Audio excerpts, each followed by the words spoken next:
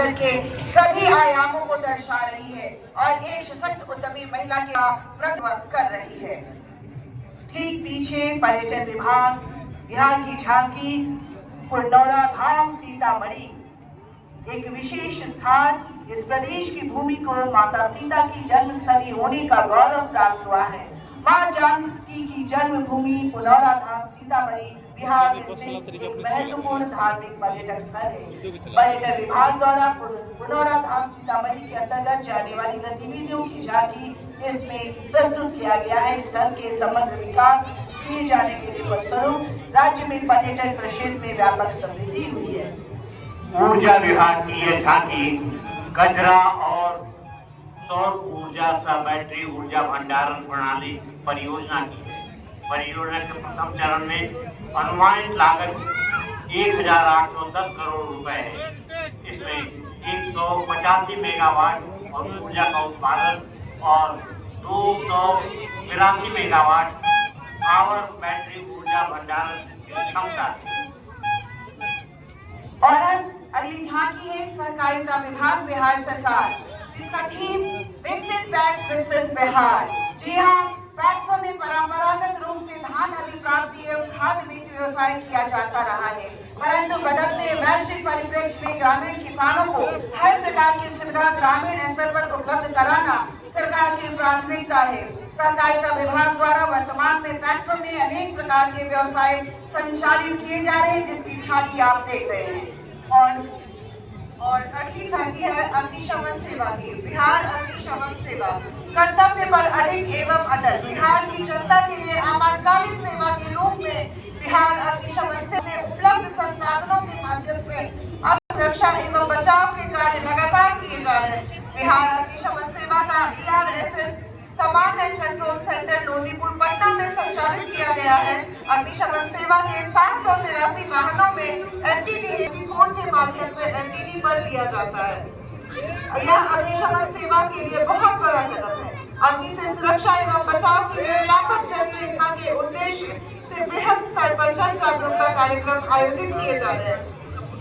वर्ष 2025 दिसंबर तक 3,71,633 स्थानों पर मॉक ड्रिल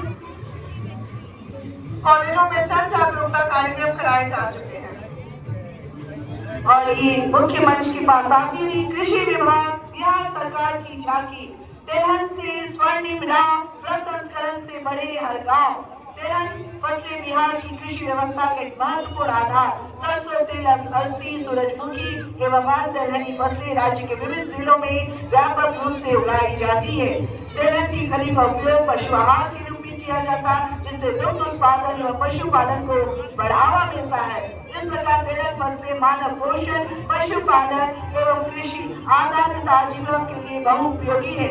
इस झांकी के द्वारा तेलहन प्रसंस्करण के माध्यम से ग्रामीण औद्योगिकीकरण, तकनीकी नवाचार एवं मूल्य संवर्धन का संदेश दिया गया है। और 10वीं झांकी आ रही है शिक्षा विभाग की। सुरक्षित विद्यालय, उन्नत शिक्षा, उज्ज्वल भविष्य। शिक्षा विभाग की झांकी सुरक्षित विद्यालय, उन्नत शिक्षा, उज्ज्वल भविष्य। बच्चों के लिए सुरक्षित विद्यालय समावेशी व गुणवत्तापूर्ण शिक्षा की दूरदृष्टि को प्रस्तुत करती है।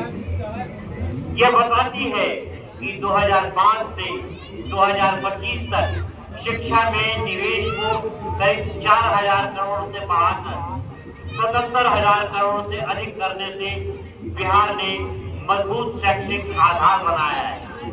झांकी में सुरक्षित विद्यालय, डिजिटल सुरक्षा, आधुनिक पाठ्यक्रम, ICT lab, smart class, ISF lab, कौशल विकास, समाजवेशी शिक्षा, नवाचार, पर्यावरण स्थिरता, नेतृत्व और वैश्विक नागरिकता को जोर दिया गया है। यह पहल के माध्यम से बिहार के बच्चे इंजीनियरिंग, मेडिकल, प्रशासन, खेल और कला जैसे क्षेत्रों में सफलता प्राप्त कर राज्य और देश का नाम रोशन कर रहे हैं। और शिक्षा विभाग की झांकी और इसके पश्चात उद्योग विभाग की झांकी उपेंद्र महारथेश्वर अनुसंधान संस्थान पटना समृद्ध उद्योग सशक्त बिहार। समृद्ध उद्योग सशक्त बिहार विषय पर आधारित यह झांकी 7 निश्चय 3 के अंतर्गत उद्योग विभाग बिहार सरकार की औद्योगिक विकास के प्रति प्रतिबद्धता को प्रभावी रूप से प्रदर्शित कर रही है। झांकी में विकसित बिहार में उद्योगों की सशक्त भूमिका का प्रतीकात्मक चित्रण किया गया है जो राज्य के भविष्य को दिशा में दर्शाता है।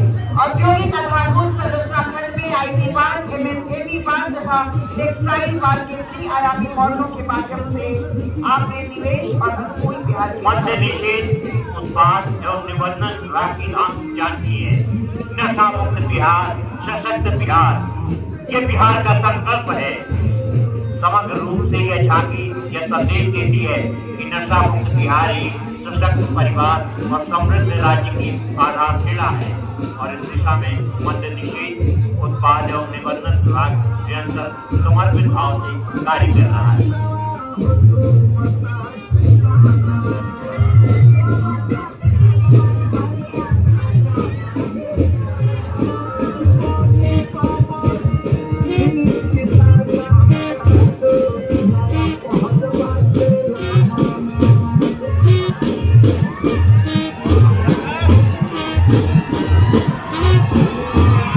जैसा कि हमने आपको पहले बताया है कि हमारे निर्णायक मंडल की टोली यहाँ बैठी हुई है, बड़े बारीकी से